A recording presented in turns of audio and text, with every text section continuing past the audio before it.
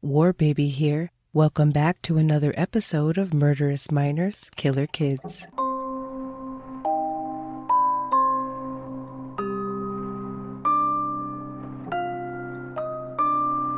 Just so you know, this show is about scary stuff. So don't say I didn't warn you guys.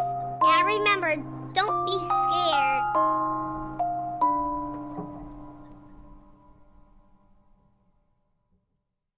In part 1, we looked at stories of toddlers shooting and killing their mothers, and some cases of toddlers shooting and killing themselves. This week on Murderous Minors, we look at some accidental shooting deaths of siblings, along with a few more lives ended by their own hand, on part 2 of When Toddlers Kill.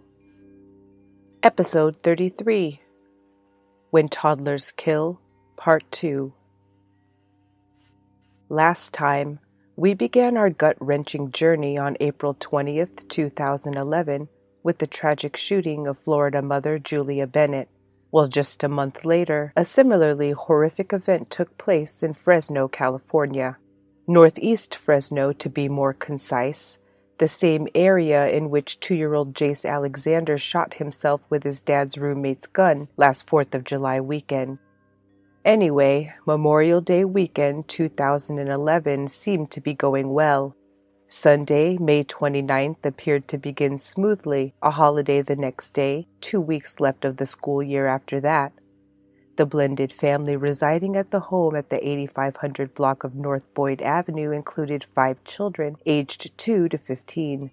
Dad of the house, 34-year-old Jared, aspired for a career in law enforcement. 6-year-old Emily Lavender was just reaching the end of her first grade school year at Maple Creek Elementary School. In total, she herself had 6 brothers and sisters. On that particular Sunday before Memorial Day 2011, Emily was in a bedroom playing with 2 of her sisters, while her stepfather watched television in the living room, other siblings here and there. Totally normal stuff. The glitch in the matrix occurred when the youngest child in the house, a 2-year-old boy, entered the very bedroom in which the girls played, holding a loaded .45 caliber pistol.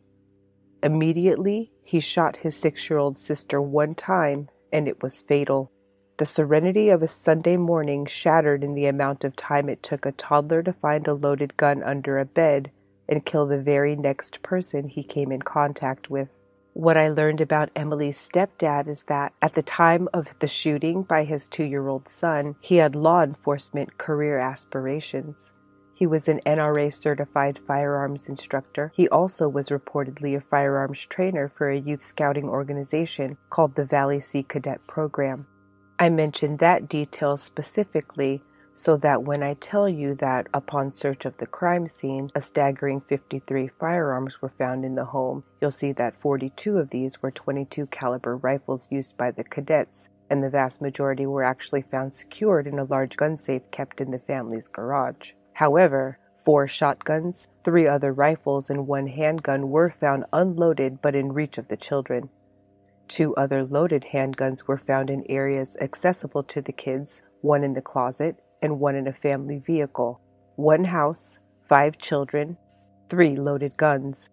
Even though some of the confiscated firearms were unloaded, a vast quantity of live rounds were found in the home as well. Less than 2 weeks later, the district attorney filed charges of first-degree criminal storage of a firearm. The district attorney stated that he should have known that any one of the 5 children living in his home would be able to get to any one of those loaded guns. Emily's stepfather faced a sentence of 3 years in prison and pleaded no contest. The judge handed down a sentence of 3 years probation and community service, with the stipulation that he may not possess knives, firearms, or ammunition. Being a gun lover seems akin to being a tattoo lover in my head. Is you is or is you ain't, as the classic song once asked. It seems that he was, because in October of the same year, he was arrested and jailed for being in possession of ammunition. It was first reported that his probation was violated due to airsoft pellets and an airsoft pistol, to which his defense attorney publicly scoffed. However, what he was actually charged for was being in possession of ammunition, a total of 7 cartridges full. But no guns were found. The charge for violating probation would once again be 3 years in prison. This time he was held without bail. Emily's stepdad pleaded no contest, avoiding a trial. He admitted he had violated his probation by possessing ammunition. The judge sentenced him once again to 3 years of probation and 500 hours of community service. He was also sentenced to 280 days in jail, but was released with time served. He'd been in jail since October 2011, and it was now February 2012. The judge made it clear that if he'd laid down a sentence of the 3 years in prison, he'd likely be released after the mandated 16 months with no supervision required. By sentencing him to probation, he would be closely monitored for more than double that time. This seemingly kind sentence came with the stern warning that the future possession of any knives, firearms, or ammunition would result in the court's patience expiring and his incarceration. Emily Lavender's Maple Creek Elementary School family was left reeling from her sudden death, so close to summer and the fun and freedom she likely looked forward to. This wasn't the first time that the shadow of death touched the school. In 2005, second grader Alyssa Szymanski was struck and killed in a grocery store parking lot. In 2010, Vice Principal Myrna Powers passed away unexpectedly. But most shockingly to me is that Emily was the second student at Maple Creek to be killed by another kid. In December 2007, 9-year-old Sebastian Amezcua and his family were driving home after church. When their Honda Element reached the intersection of Ashland and West in northwest Fresno, an unlicensed 15-year-old driving his mother's Camaro sped through and broadsided the family. Mother Jessie and 6-year-old Emmanuel were gravely injured but recovered. However, Sebastian died. The 15-year-old driver faced multiple charges, including vehicular manslaughter with gross negligence, felony hit and run, vehicle theft, and reckless driving. 6 months later, the teen was sentenced as a juvenile to 5 years and 4 months in a juvenile penitentiary. Judge Timothy Cam said the community should fear the child and that he was a danger, but he did feel that he had the potential to be successfully rehabilitated and integrated back into society. Sebastian Amezcua's organs were donated to 3 children in need. His parents and little brother Manu became organ donation advocates, and Sebastian's memory was honored on the 2017 Donate Life Rose Parade float. Elementary school kids should not have to deal with so many deaths, especially when some come at the hands of other children. Keeping a loaded gun under a bed in a house with children for any amount of time seems ludicrous, right? Especially if a 2-year-old lives there. They seem particularly deadly. In 2014, 31-year-old Tiffany Goldwire and her family found this out in the familiar slap-in-the-face, kick-in-the-gut kind of way that Emily Lavender and Sebastian Amezcua's families and classmates had to deal with.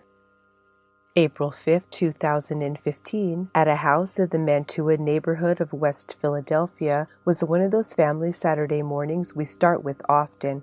Siblings playing peacefully, parents hovering or relaxing. There's always time to annoy your siblings later, right?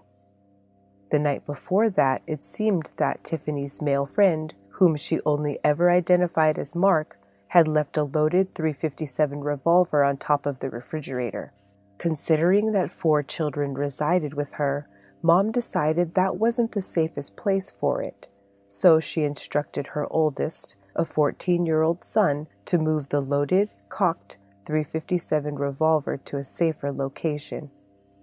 The child chose to put it under her bed up against the bedroom wall. The 14 and 2-year-old boys, along with their 7 and 11-year-old siblings, were all playing in the bedroom with their mother. It appears that when she left the room to use the restroom, her 2-year-old rolled his toy truck right under the bed and right up to the gun. In a flash, he had grabbed the large handgun and pulled the trigger as it was pointing directly at his 11-year-old sister, Jamara Stevens. One bullet traveled through her arm and into her chest, striking her in the heart. Within 30 minutes, she was gone. It was 10:20 a.m. Mother and her surviving children were taken in and questioned. All were examined, and it was determined that the 2-year-old had indeed been the shooter. The toddler had both gunpowder residue and powder burns from the discharge on his hands. The surviving children were placed in the custody of family members, and Jamara's mother was questioned for 5 hours. Authorities described her as less than cooperative. She refused to fully identify or help investigators locate the owner of the gun. 10 days later, 31-year-old mom Tiffany was on the run and wanted on a charge of involuntary manslaughter in connection with her daughter's shooting by her 2-year-old son. Other charges included weapons offenses like possessing an instrument of crime, recklessly endangering another person, and endangering the welfare of children. She turned herself in the next day, the district attorney scratching his head, saying that she hadn't cooperated in any way you think a person would. She said she only knew the man as Mark. The DA found it fairly reprehensible that she let a man she barely knew leave a loaded gun in her house. She had explained that she was drunk and high when she had let her older son move the loaded gun. Prosecutors took this into consideration as well. The extent of Tiffany's criminal history came to light then, and it was reported that she had 8 felony offenses dating back a decade. Previous charges included illegal drug offenses, possessing an instrument of crime, terroristic threats, weapons offenses, retail theft, but most shockingly, a 2009 arrest for illegal possession of a firearm that resulted in a sentence of 23 months in jail. Even that hadn't been enough to prevent this from happening. 7 months after Jamara's death, her mother pleaded guilty. She was on probation for that terroristic threat charge and other weapons charges. She faced 5 to 10 years in prison and received a sentence of 2 to 5 years incarceration. Jamara's surviving siblings continued to live with their aunt. If there's a loaded gun under your bed and kids are ever in the house, now would be a great time to secure it. We can very easily take steps to make our own home safer, and if an accident were to happen, we would forever blame ourselves. But do we think about it when we take our kids to visit their grandparents? How would it feel to want to place the weight of your child's death not only on one of your other children, but on your parents as well? The following families all wish they too had no idea. Like the Wiederholt family of Almont, North Dakota, who were at their grandfather Bill's in Elmo, Missouri, back on January 19, 2015. Elmo is a tiny town of about 170 in northwest Missouri, near the Iowa border. Mom Alexis was bringing her 4 sons over, aged 5, 3, 18 months, and 9 months, so she could prepare to report for her routine National Guard duty. She was originally from Elmo. Her husband Brad worked for S Enterprises, Inc., back home in North Dakota.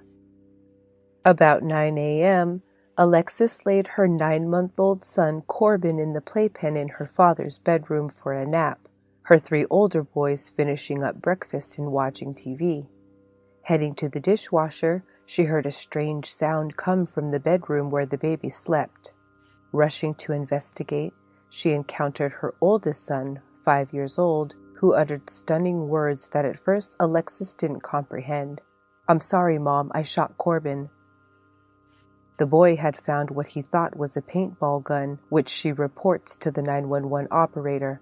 When he fired it, the bullet from what turned out to be a .22 caliber Magnum revolver struck his baby brother in the head. Alexis found Corbin bleeding in his playpen where she'd put him not 5 minutes before, hugging and cuddling him tightly before she laid him down for his nap. She didn't realize that her father had loaded guns in the home. He had raised them to be responsible around guns and kept them unloaded and secured her entire life. Her father thought it was put away, not in an unlocked box on his headboard where his little grandson's curious hands could get to it. "When I was growing up, we always had guns in the house," she said. "We grew up on a farm and we hunted all the time. That's why I can't believe that the man who taught me gun safety, you keep guns unloaded and keep the safety on and keep them locked up, had a gun in the house with my children there." Bill told NBC News' Tracy Connor that he didn't expect